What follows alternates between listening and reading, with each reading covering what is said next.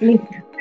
Bienvenidos a nuestro webinar donde aprenderemos de la mano de un experto de contabilidad cómo gestionar mejor nuestras finanzas, ya sean personales o comerciales.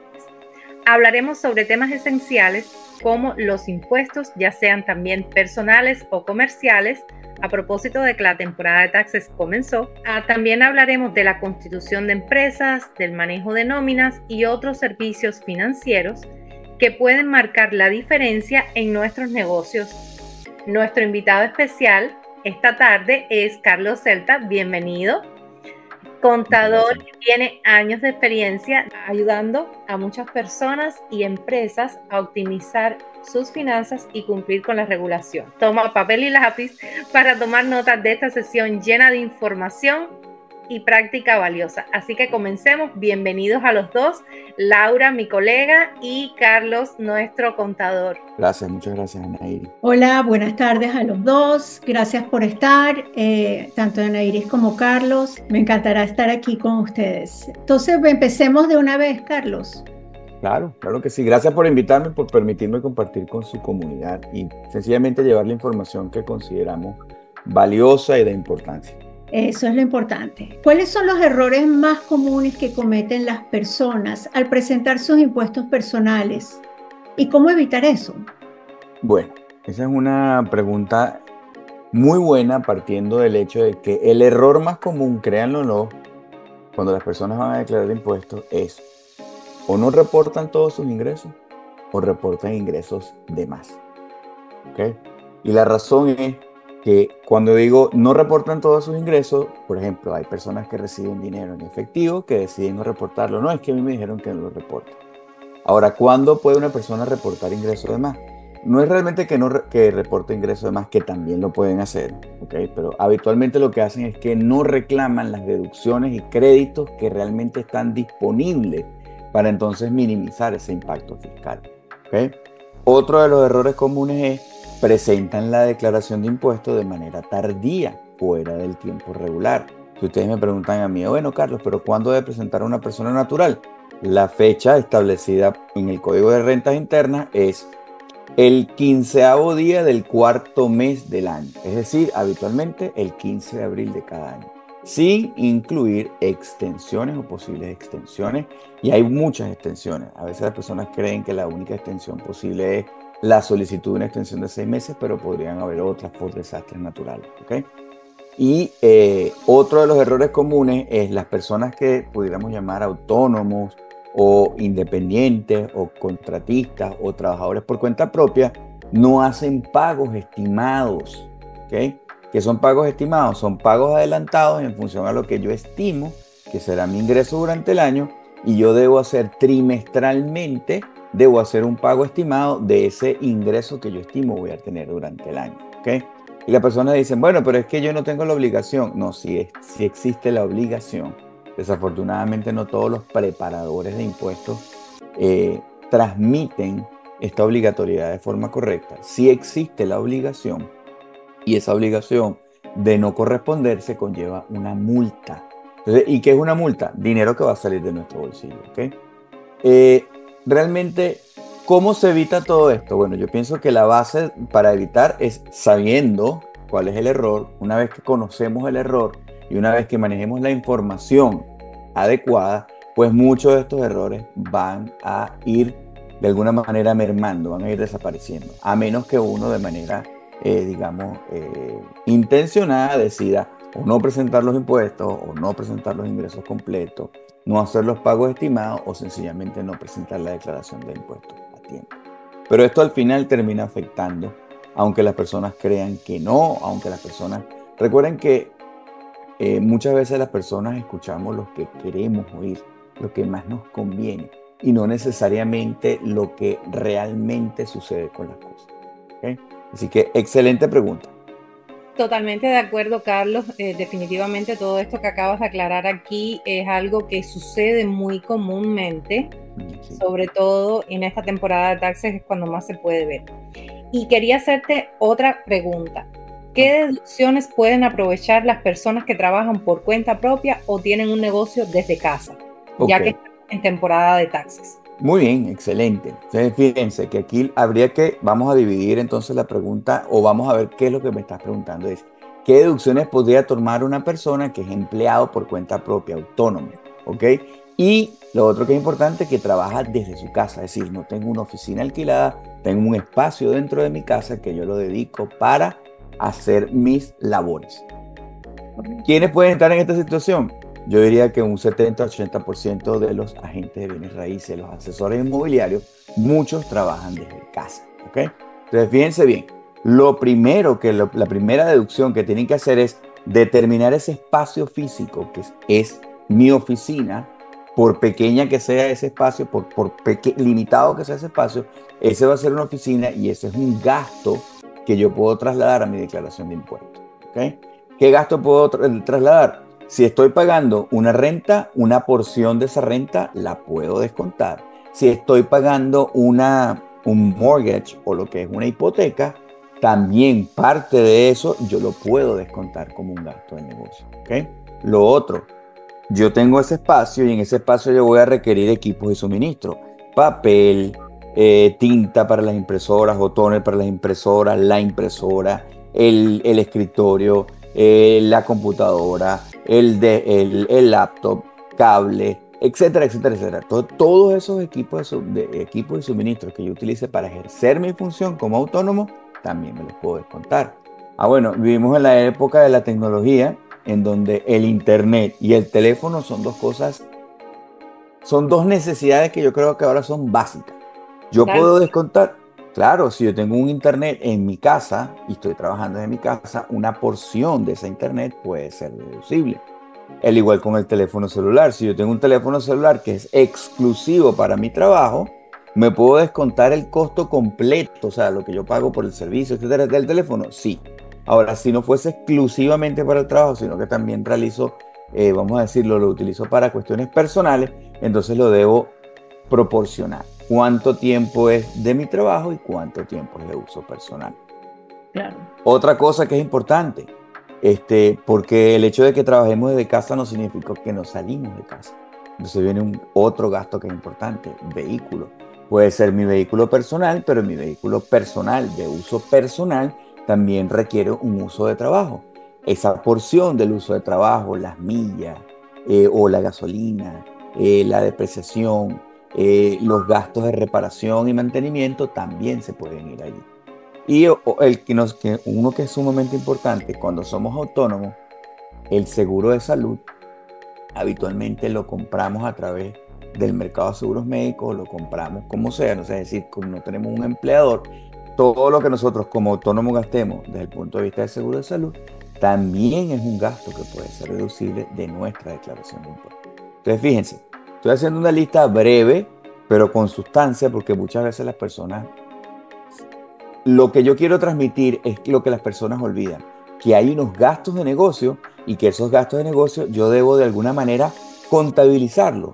Por rudimentaria que yo crea que sea mi contabilidad, así sea que yo utilizo una hoja de cálculo de estas gratuitas que tenemos en el celular o en el internet, ya yo por ahí voy ejerciendo el control financiero de mis gastos. Estos son mis gastos, estos son mis ingresos y hago una contabilidad básica con la cual yo puedo determinar realmente estos fueron mis gastos, estos fueron mis ingresos y esto es lo que me puedo deducir. Me encanta esa aclaración que acabas de hacer, Carlos. Definitivamente, hasta te puedo decir que acabas de mencionar unos cuantos puntos que no sabía definitivamente que se podían incluir dentro de las deducciones. Sí, sí, claro que sí. ¿Y qué estrategias fiscales pueden utilizar las pequeñas empresas? Acabas de nombrar, por ejemplo, los agentes de bienes raíces. Entonces, ¿qué estrategias fiscales podríamos usar para deducir nuestra carga tributaria anual? Aparte de lo que ya comentaste en la pregunta anterior, pues. Ok, fíjense, ya cuando nosotros ejercemos nuestra función profesional, pero adicionalmente hemos creado una entidad jurídica, que puede ser una LLC de un solo miembro, o una LLC de sociedad, o una corporación S, o una corporación C, o la estructura jurídica que es más común dentro de los agentes de bienes raíces, que es lo que se conoce como una PA. ¿Ok? Y habitualmente una PA es o una corporación C o una corporación S. Entonces, ¿qué gastos se pueden deducir? Pues evidentemente lo primero que hay que entender es la estructura fiscal que aplica a esa entidad jurídica. Si es una LLC, si es una corporación C, si es una corporación S. ¿Ok?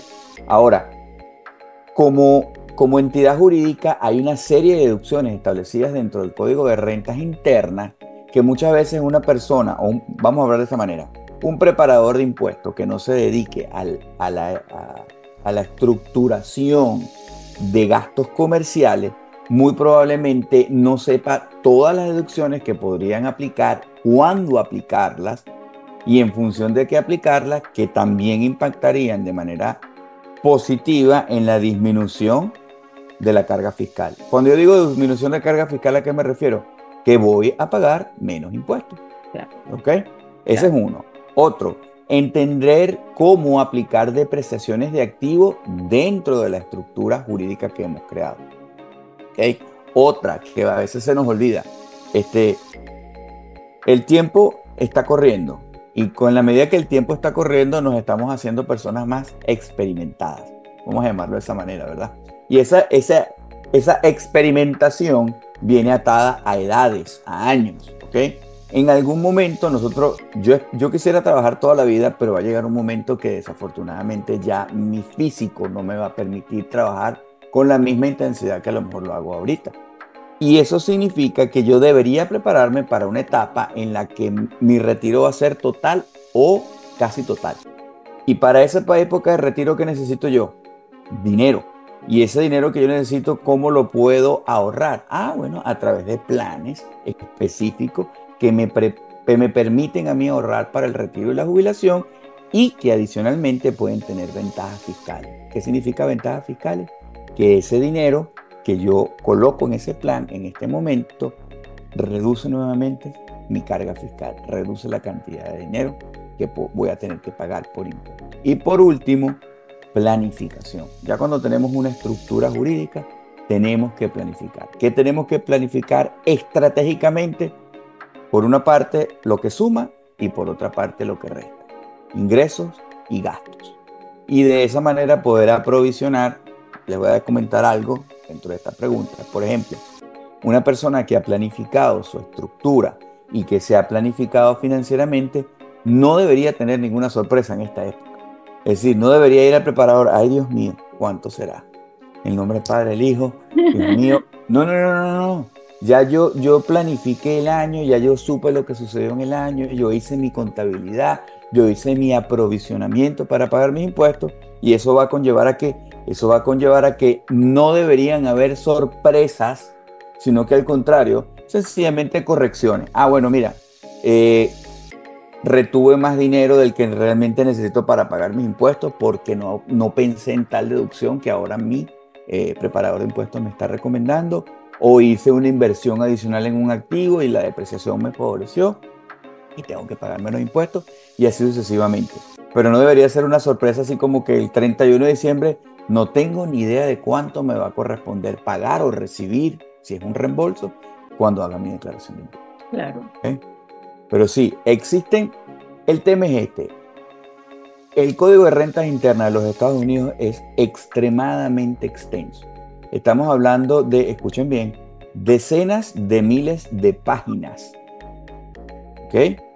Decenas de miles de páginas para constituir el Código de Rentas Internas. Entonces, ¿puede una persona conocer la extensidad Posible. Okay. Entonces, por eso es que dentro de la rama fiscal existen especialistas. Por ejemplo, yo conozco contadores que solamente se dedican a trabajar con agentes inmobiliarios. Yo conozco contadores, por ejemplo, dentro de nuestros servicios profesionales, nosotros tenemos una unidad de negocios internacionales. Y esa es una unidad que se dedica solamente a atender inversionistas extranjeros. No tiene nada que ver ni siquiera con los inversionistas que están acá dentro de los Estados Unidos. Inversionistas extranjeros, para poder especializarnos y poder brindar un servicio mucho más adecuado a las necesidades de ese mercado específico. Ahora hablando de esos inversionistas extranjeros, ¿cómo les afecta a ellos la LLC, la C Corp, la S Corp, de sus impuestos? Digamos, ellos quieren tener unos activos aquí cómo es eso con las empresas y con la parte legal y los impuestos? Bueno, lo primero es, cuando nosotros utilizamos una estructura o una entidad jurídica para proteger nuestras inversiones, lo que queremos es separar inversión por una parte y patrimonio personal por otra parte. Entonces, fíjense, voy a sacar acá de la pantalla.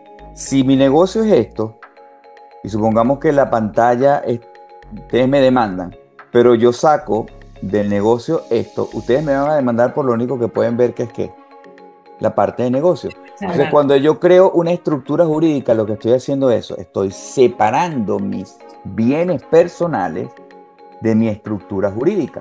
Entonces, si sucediera algo, solamente mi estructura jurídica va a ser susceptible a una demanda, va a estar en riesgo, pero mi patrimonio personal no estaría en riesgo. Entonces, hay que entender muy bien que las estructuras jurídicas, cada una puede tener una responsabilidad o puede tener una estructura de cómo pagar impuestos diferente. En el caso, por ejemplo, de los inversionistas extranjeros, hay dos estructuras que ellos pueden utilizar. O utilizan la LLC o utilizan la corporación C. Porque la corporación S es una corporación que tiene unos requerimientos de constitución en función a ser ciudadano americano o una persona que tiene un número de seguro social. Y ahí es donde vienen los problemas, que los extranjeros no se les permite obtener un número de seguro social, sino un número de identificación fiscal, que es lo que se conoce como un ITIN o ITIN en inglés. ¿Okay? Entonces, esa estructura corporativa es lo que realmente va a definir cómo esos impuestos van a ser tratados. Y es sumamente importante que el inversionista se siente, defina esto es así es como yo pienso invertir, para que entonces se haga una recomendación de estructura jurídica en función a esa inversión inicial o a esa inversión proyectada. Yo tengo un cliente, para que ustedes tengan una idea, que él tiene una estructura de inversión inmobiliaria bien grande dentro de los Estados Unidos, ¿ok? Y entonces, por ejemplo, hay una compañía en un estado específico en donde él tiene 23 propiedades. 23 propiedades dentro de una compañía, pero que esa compañía, cada unidad, vamos a decirlo así, cada unidad residencial, adicionalmente es otra compañía más. Entonces tiene 23 compañías dentro de otra compañía. ¿Por qué creen ustedes que él hace eso? Bueno, número uno, para mantener contabilidades separadas. Cada unidad de negocio es un negocio separado. Y si en algún momento genera o no genera, digamos, el rendimiento esperado, la liquido. La vendo, la liquido, la cambio, la permuto, hago lo que tenga que hacer. ¿Por qué tiene entidades separadas? Porque lo que pasó en la unidad 1 no tiene por qué afectar la unidad 2, ni la unidad 3, ni la 4, ni la 5, ni la 6. Claro. ¿Y por qué tiene una compañía por encima de todas esas? Bueno, porque tiene inversiones en otros estados. Y él lo que no quiere es que algo que pase en un estado le vaya a afectar las inversiones que él tiene en otros estados dentro de los Estados Unidos. Exacto. Entonces, esto hay que entenderlo. No es de la noche a la mañana, no es imposible. Una de las cosas que a mí me encanta hacer es tratar de convertir todo esto, que a veces es complicado para el que no conoce el tema, en tratar de hacerlo lo más sencillo, lo más fácil, en el lenguaje más llano y más claro y más conciso posible. Eso no quiere decir que es que no sepamos lo que estamos haciendo, sino que tratamos de hacerlo lo más sencillo posible. Más que nada pudiéramos decir que una estructura legal, lejos de afectar, más bien beneficia la hora de la declaración de impuestos. Claro, claro. Es así, porque todos los grandes negocios comenzaron a lo mejor con una idea muy pequeñita. Correcto. ¿Okay? Pero uno no sabe, esa idea pequeñita puede ser que crezca y se convierta en un emporio comercial. Y eso no lo sabemos desde el principio. Entonces, Laura, ¿tú tienes otra pregunta? Sí, quería saber cuáles son los pasos claves para constituir legalmente una empresa en Estados Unidos. ¿Qué factores debe tomar en cuenta el empresario? Bueno, bajo mi recomendación, lo primero que deberían es elegir en dónde voy a invertir, en qué estado voy a invertir. En el estado de la Florida, en el estado de Georgia, en el estado de Texas, en el estado de California. Y en función de la elección de ese estado de invertir, constituir esa empresa en el estado en donde estoy haciendo la inversión, para que la empresa sea la dueña del activo. ¿Ok? Eso sería lo primero. Luego que yo he definido, ok, voy a invertir en Florida, voy a invertir en donde haya decidido, en Miami, invertir en Miami, estoy en el estado de la Florida, constituir esa entidad en el estado de la Florida, luego cumplir con todos los pasos y requisitos necesarios como son generar un número de identificación tributaria para esa empresa, que es lo que se conoce como EIN, ¿ok? Aquí viene otro que a veces se les olvida, que es sumamente importante, abrir una cuenta comercial para esa empresa, para que mantengamos separados finanzas personales de las finanzas empresariales o de las finanzas comerciales. Tiene que estar separado, ¿ok? Y evidentemente cumplir con todos los requisitos fiscales y permisos locales que me pudiera estar estableciendo el Estado, el condado o la ciudad específica en donde yo estoy decidiendo realizar esa inversión. ¿Ok? Todo esto, ¿con qué propósito se hace? Con el propósito de darle orden y carácter de seriedad a la inversión. Más nada. O sea, es sencillamente protegernos en función a la legalidad. ¿Y dónde está instituida la legalidad? En las leyes. ¿Y las leyes a quiénes protegen? A todos aquellos organismos, sean vivos o sean jurídicos, que cumplan con los requisitos exigidos. ¿Por quién? Por las leyes. Es así de sencillo. Eso no significa que una persona a título personal, un individuo a título personal, no pueda hacer una inversión. Claro que lo puede hacer, pero la pregunta es, ¿hasta qué punto tú vas a realizar inversiones a título personal y en qué momento tú quieres comenzar a proteger toda esa inversión a través de la constitución de una entidad jurídica, de una empresa? Perfecto. Carlos, regresando un poquito al tema de inversionista extranjero, ¿qué ventajas fiscales tienen para ellos constituir una empresa aquí en la Florida o en el estado que sea? Ok, bueno, como hablamos, primero determino dónde voy a realizar la inversión, en qué estado estoy ubicado y constituyo la empresa. Ok, recordemos lo siguiente, los Estados Unidos es una unión federal de estados. ¿Qué significa esto en lenguaje sencillo? Imaginémonos 50 países que se pusieron de acuerdo y dijeron vamos a constituir a los Estados Unidos de Norteamérica. Entonces, cuando yo hablo de 50 países, fíjense lo que pasa. Existen leyes federales que aplican por igual a todos los estados, pero existen leyes estatales que aplican únicamente o exclusivamente a ese estado. Entonces, la decisión de dónde invertir puede tener unas implicaciones fiscales adicionales dependiendo de cada estado. ¿Cuál es una de las grandes ventajas? Hablemos, por ejemplo, de Florida. ¿Por qué invertir en Florida? Florida no tiene impuestos estatales. Correcto. ¿Qué significa eso? Que la única carga fiscal con la cual yo debería enfrentarme es con la carga fiscal ¿de qué? Con la carga fiscal federal, con el impuesto sobre la renta federal. Más no hay otra carga estatal. ¿Ok? Como inversión. Pueden haber, ojo, pueden haber impuestos por localidad, por condado o por ciudades o por zonas específicas. Pero esos impuestos nunca van a llegar a ser de la magnitud que tienen los impuestos federales o los impuestos estatales. De hecho, discúlpame que te interrumpo. Esa es una de las grandes ventajas de la Florida y Correcto. por lo cual tantas empresas están viniendo para el sur de la Florida, incluso de otros estados. Claro, es así. Porque se eliminan una cantidad de impuestos y son empresas multimillonarias. La empresa más vamos a decir, la empresa más grande recientemente mudada a Florida es Amazon. Sí, Amazon se está mudando del estado de Washington y se está viniendo a Florida. ¿Por qué? Por las playas, por el calor, por lo bonito, por lo agradable de la gente,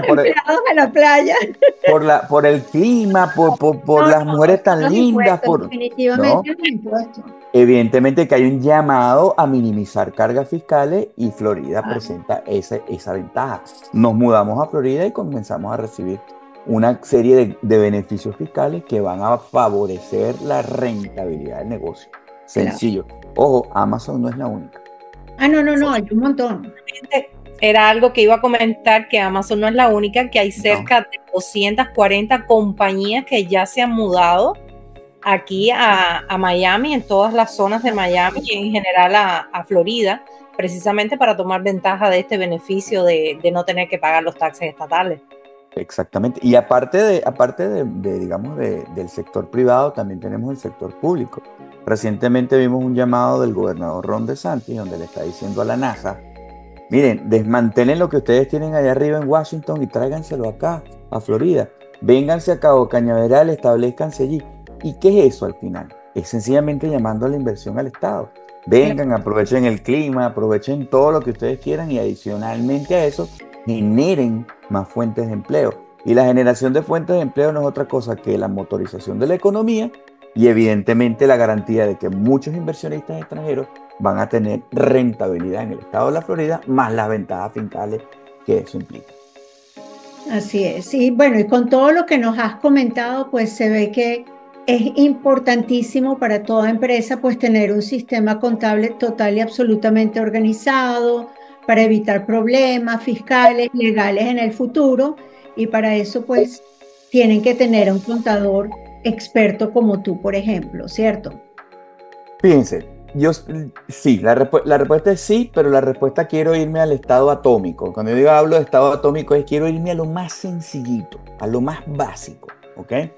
Señores, hay que contabilizar. ¿Qué es contabilizar? Es registrar operaciones. O sea, no piensen o sea, no piensen en la profundidad de la contabilidad para determinar, no. Es sencillamente registrar. Y les voy a decir por qué hay que registrar. Si yo les pregunto a ustedes dos, miren lo atrevido que soy, Laura y Ana Iris. Díganme ustedes en qué gastaron y qué cantidades gastaron el lunes de esta semana. No te puedo decir. Okay. Entonces, fíjense, claro, a cualquier persona que yo le haga esa pregunta, muy probablemente la gran mayoría me va a decir que no lo recuerda. Pero si yo les digo, no hay ningún problema, yo no necesito que me lo digas inmediatamente.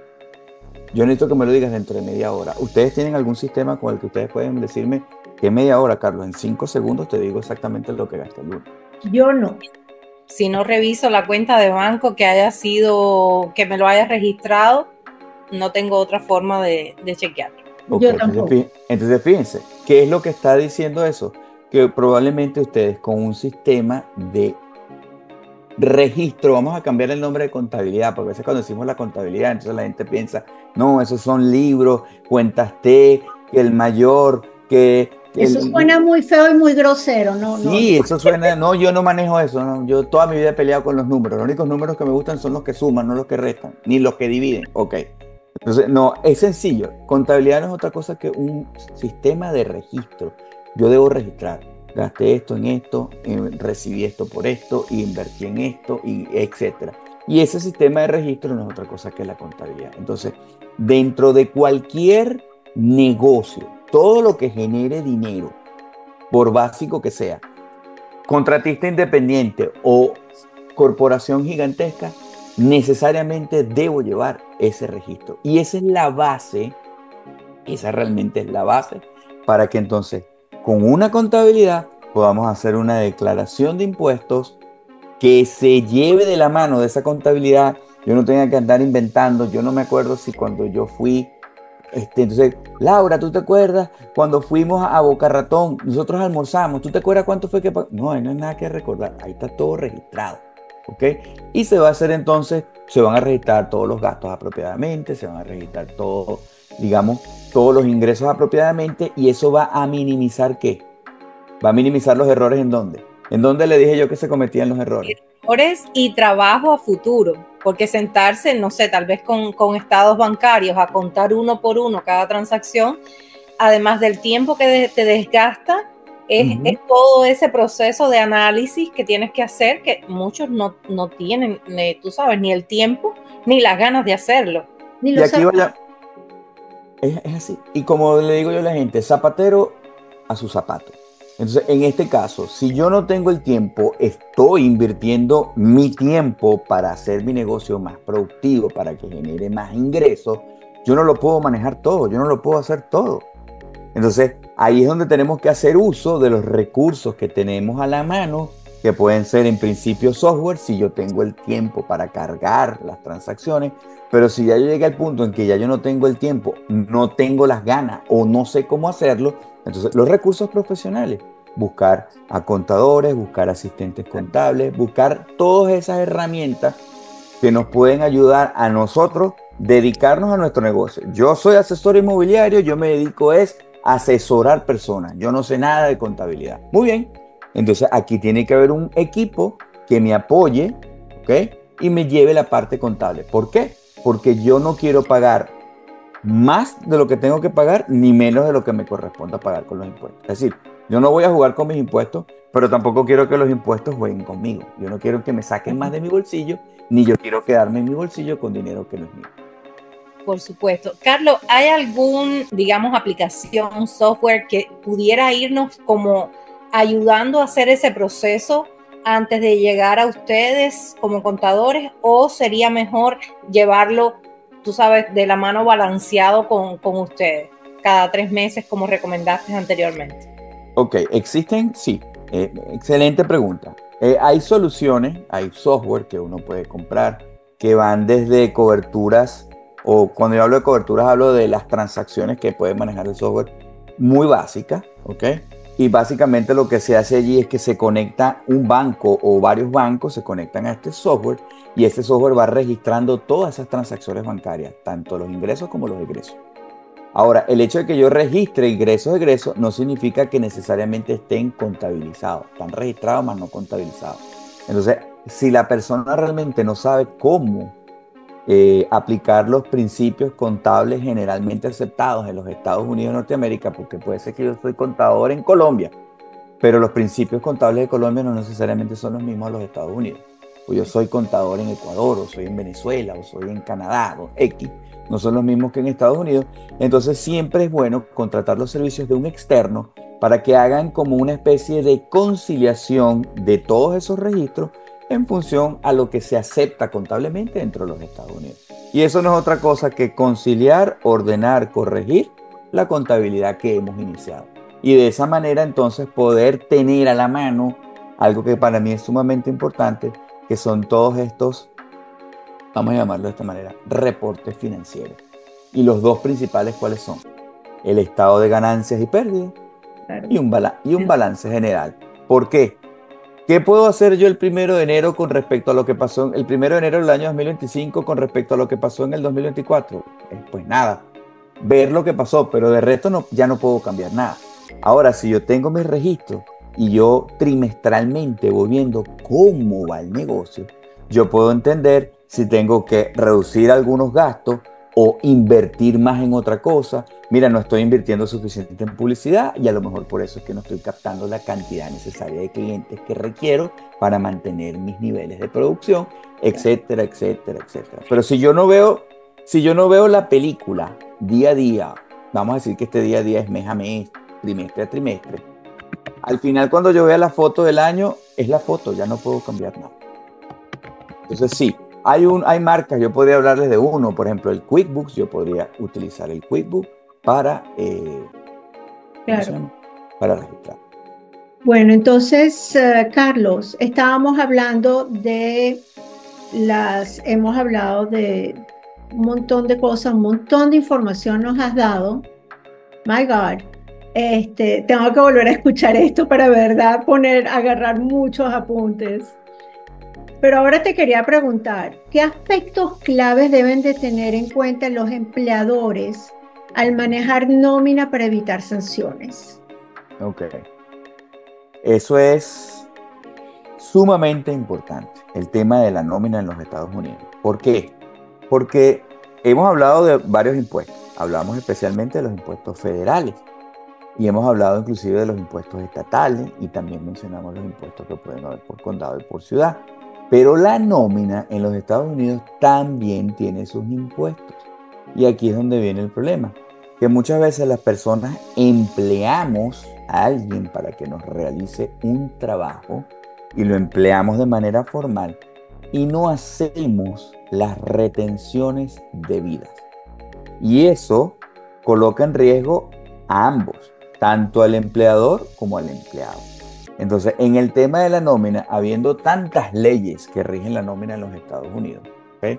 Es importantísimo que las personas, en este caso, si no entienden respecto a las leyes de nómina en los Estados Unidos, tienen que necesariamente utilizar servicios profesionales, bien sea a través de una empresa que ofrezca servicios contables y de nómina, o sencillamente contratando a las empresas que llevan nómina, marcas muy grandes como de repente ADP o como Gusto o como UKG. Hay muchas empresas que se dedican a tercerizar este servicio de la nómina y hay que utilizarlos. ¿Por qué?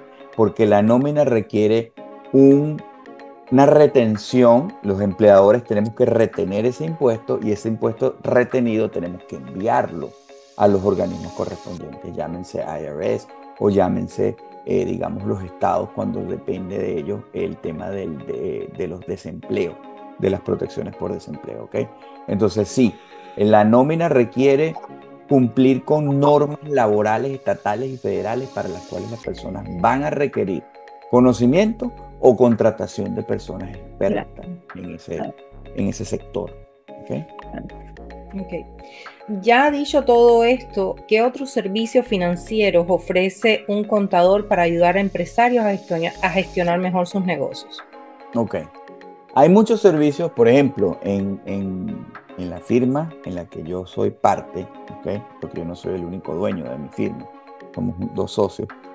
Nosotros hemos ampliado los servicios que ofrecemos en función de la experiencia que tenemos, especialmente con los inversionistas extranjeros. Nosotros tenemos una unidad exclusiva que se llama Unidad de Negocios Internacionales, International Business Unit, IBU, ¿ok? ¿Y cuál es ese valor agregado que nosotros le podemos dar como servicio? Bueno, básicamente, lo primero que yo podría decir, en uno de los servicios más contratados, inclusive por clientes que no eran clientes nuestros, clientes que fueron creados por otras compañías, por otros contadores, es el de planificación financiera y planificación fiscal. ¿Por qué eso? Porque ya la gente se va cansando de la sorpresa, de enterarse de lo que tiene que pagar en el momento que hace la declaración de impuestos. Y las personas se preguntan, bueno, pero ¿existe alguna forma de yo saber de antemano? Claro que sí existe. Y eso se llama planificación financiera y planificación fiscal, ¿ok?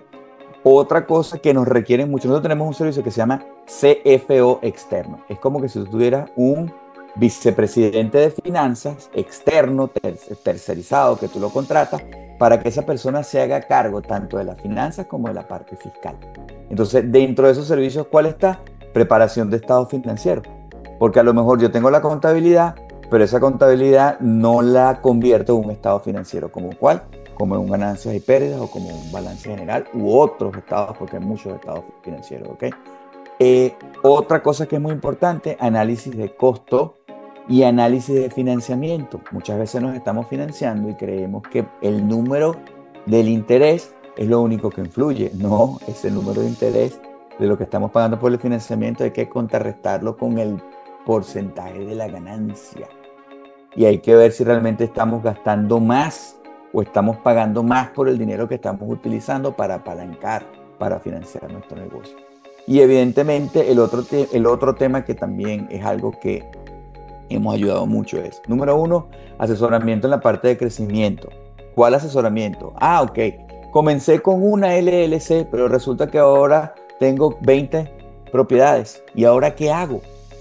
Tengo 20 LLC, pero yo no sé cómo administrar las 20 LLC, yo no sé cómo crecer ahora que tengo 20 LLC, cómo me protejo, a quién debo requerir. Entonces nosotros tenemos un equipo externo, nosotros nos apoyamos con abogados, nos apoyamos con economistas, nos apoyamos, y no es nada más abogados por la parte de la demanda, es abogado también para que redacten todos estos documentos o para que nos digan realmente en función de las estructuras jurídicas cuáles son aquellas ventajas que pudiéramos aprovechar desarrollando nuevas empresas en otros estados, ¿ok?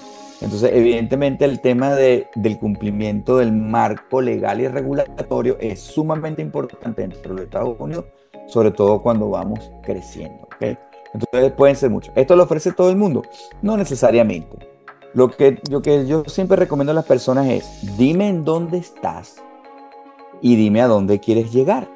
Claro. Y yo te digo en dónde, en qué pedazos del camino, o si todo el camino te puedo acompañar, o a quiénes tenemos que llamar para que nos acompañen en este camino. Porque a lo mejor yo no me sé todos los pasos, yo no me sé todos los caminos, yo no soy Google Maps para saberme todas las direcciones, ¿ok? Pero sí puedo tener el conocimiento para buscar a esas personas que nos van a decir exactamente cómo debemos movernos dentro del entramado legal y regulatorio para que siempre estemos dentro de la legalidad y para que nuestro crecimiento sea sostenido en el tiempo en función al cumplimiento de las leyes. Bueno, pero De si nos ponemos, ay, perdón, si nos ponemos de verdad a pensar, nosotros hacemos lo mismo. Nos Claro, asociamos con contadores, con financistas, con compañías de título, y cada uno tiene su función. es así. Es Y, así. precisamente no era, perdón, eso era lo que iba a mencionar, que de ahí se trata entonces este equipo que hacemos con todos los profesionales que nos rodean, es lo mismo que hacen ustedes, de tener todo un apoyo de una parte o de la otra, que nosotros como asesores inmobiliarios tenemos que conocer un poquito de todo, pero no estamos autorizados a llevar a cabalidad nada de esas cosas, precisamente porque para eso los tenemos ustedes, como decías tú anteriormente, zapatero a su zapato. Así es. Yo creo que una de las claves en cualquier negocio es la capacidad que tengamos nosotros de educar, porque yo lo veo más como un proceso educativo. Por ejemplo, ustedes que son asesoras inmobiliarias, ustedes realmente lo que hacen es educar a estos clientes ¿en qué lo educan? Bueno, en el proceso de la adquisición o de la venta de un inmueble de la forma más apropiada en función a lo que esa persona quiera lograr. ¿Qué hacemos nosotros en la parte contable fiscal? Igual, educamos a las personas. Yo sé cómo hacer las cosas. Yo no te voy a enseñar cómo hacer las cosas.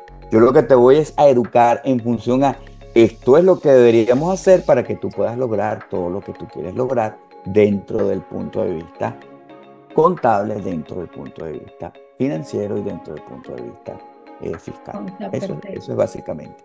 Perfecto. Bueno, chicos, quería darles, perdón. Te estaba preguntando que si tenías alguna otra pregunta, que yo tengo una que no la hemos tocado y que antes de que se nos termine el tiempo con Carlos. Ok. A ver. Y sería, ¿qué le puedes recomendar a esa persona que es residente o ciudadano que está haciendo taxes este año o está pensando hacer los taxes este año para comprar una propiedad en este 2025? ¿Qué le puedes recomendar? Bueno, la primera recomendación es, comenzando por los errores más frecuentes, reportar los ingresos que realmente tuvo. ¿Okay? Reportar los ingresos que realmente tuvo. ¿Por qué? Yo no sé si ustedes han escuchado, pero muy recientemente el IRS ha incorporado casi a 88 funcionarios. El IRS le dieron una cantidad de dinero muy grande, con lo cual ellos invirtieron en fuerza. ¿Qué fuerza? Fuerza laboral. Tienen mucho más gente, tecnología, espacios, etcétera, etcétera. Entonces, una de las cosas que es recurrente en los foros de la IRS, a los cuales mi socio y yo asistimos todos los años, por lo menos a 3. Hacen 5 al año y nosotros vamos como mínimo 3. Todo lo que ellos han reforzado es, por ejemplo, que las personas no aumenten ingresos para poder comprar una casa y entonces después al año siguiente disminuyen los ingresos y entonces esas cosas no, créanlo o no, no están bien vistas. Entonces, ¿cuál es mi recomendación? Trabajen de la mano de su asesor inmobiliario y realmente ubiquen ese espacio, esa casa, ese apartamento, ese terreno, ese edificio, ese hotel, ese condominio, que es el que mejor se adapte a sus necesidades sin que ustedes estén fuera de la legalidad de la presentación de impuestos. La otra cosa que es importante es, yo siempre le digo a las personas, cuando uno va a contratar el servicio con alguien, uno debería hacer una entrevista a esa persona.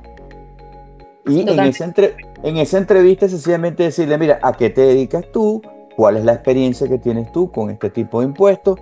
Estas son las necesidades que yo tengo en este momento. Me estoy preparando para comprar un inmueble o estoy en este proceso de preparación para la adquisición de un inmueble. Y yo quisiera que sencillamente tú me dijeras si tú tienes o no experiencia en ese sector. Y si Claro. la persona, o sea, claro, y hacer preguntas específicas, ¿cómo manejas esto? ¿Cómo manejas esto otro? ¿Cómo haces esto? Porque una de las cosas que yo he visto y que a mí me molesta mucho es esta preparación de impuestos, que es lo que yo llamo, por vulgar que se escuche, producción de chorizo. Rápido, rápido, rápido, rápido. No te digo nada, no te informo nada, no te transmito nada, dame los números, te presento los impuestos y esto es lo que hay. No, las personas tienen que salir de una oficina seguras de que lo que ellos están viendo en este papel, ellos lo entendieron. No que tienen que entender cómo llegó al número, pero ellos tienen que entender qué significa este número y este otro número. Claro. No puede ser que la persona, mira, tú tienes tu declaración de impuestos, ajá, pero lo primero que te voy a decir, no me preguntes nada porque no entiendo nada. No, ¿cómo es eso que no entiendes nada? Si esa es tu vida fiscal, esa es tu vida financiera, no, te la tienes que entender. Por lo menos lo básico lo tienes que entender. Entonces, es Como mecánico sin una explicación, entonces, por supuesto, quien no tiene ni los conocimientos básicos contables, no tiene la menor idea de lo que le están presentando. no, y que muchas veces entonces una persona inescrupulosamente te puede colocar en una posición de desventaja frente al IRS, porque a lo mejor yo coloqué números, bueno, supongamos, ¿ok? Viene Laura y me dice, oye Carlos, yo tengo 3 años y a mí nunca me han devuelto impuestos. No te preocupes, Laura, no te van a devolver. Y yo comienzo a colocar un poco inventos de números para hacer que Laura reciba un reembolso. Pero al final, ¿quién firmó la declaración? ¿La firmé yo o la está firmando Laura? Yo. Y yo lo que voy a decir es que toda la información que yo coloqué allí fue en función de la información que Laura me dio. Pero Laura firma y ella no sabía todas las locuras que yo coloqué. Pero Laura se fue contenta porque, ay, mira, finalmente este año, después de 20 años, me dieron un reembolso en el impuesto. O sea, hay que evitar, sobre todo esos lugares comunes en función a que me dijeron, me contaron, porque la prima de la tía, de la amiga, de la vecina, de la abuela, del amigo, del señor que me llevó. Vamos a ser un poquito más conscientes y un poquito más, utilizar un poco más el sentido común y entender en que sencillamente esto es una estructura en este país que estamos haciendo vida, que se llama los Estados Unidos de Norteamérica, y que hay que aprender a convivir con eso. Y en la medida en que entendamos un poco más, no es que seamos expertos, sino que entendamos y que nos den la información básica, pues entonces evidentemente que vamos a tomar decisiones más informadas. Yo creo que ese es el secreto de la paz y la tranquilidad, tomar decisiones informadas. Claro, claro que sí. Así es. Bueno, no sé, ¿hay algo más que quieras agregar, Carlos, tú, Ana? No, yo más que satisfecha y servida con todas las explicaciones que ha dado Carlos, que es como dice él, es todo un proceso educativo. No vamos a aprender a hacer contabilidad porque eso definitivamente no es hacer chorizo, No, definitivamente no. no Entonces, debería. tener una educación básica de qué es lo que tenemos que hacer y hacerlo bien, de la mano de especialistas que conocen el proceso y si no saben las ramas que hay que buscar para conectar y llevar el proceso de la mejor forma. Completamente de acuerdo. Así es. Bueno, entonces, chicos, gracias por acompañarnos en este webinar lleno de información súper valiosa para optimizar nuestras finanzas y tomar decisiones estratégicas a tiempo en nuestra vida personal y empresarial. Así es. Muchísimas gracias a ustedes por la invitación. Siempre a la orden si me vuelven a necesitar. Gracias, Carlos, por compartir toda esa información tan importante, la verdad. Y bueno, y si cualquiera de ustedes necesita alguna asesoría personalizada o tienen algunas preguntas adicionales, abajo de este webinar está toda nuestra información. Por favor, no duden en contactarnos, ya sea Carlos, Ana Iris o su servidora, Laura. Okay. Sí, tal vez alguien necesita este año hacer sus taxes de la forma bien estructurada como lo tiene Carlos en su compañía y por supuesto lo podemos poner en contacto con él para que vayan de la mano de un especialista. Así que muchísimas gracias por estar con nosotros, Carlos, por aceptarnos la invitación. Y bueno, Laura, siempre un gusto estar contigo. Igualmente, y por favor, síganos en nuestras redes sociales. Claro que sí. Y pongan like o follow. Claro que sí. Bueno, muchísimas gracias y nos vemos pronto. Seguro que sí. Muchas gracias. Hasta luego. Chao. Hasta luego. Gracias. Gracias.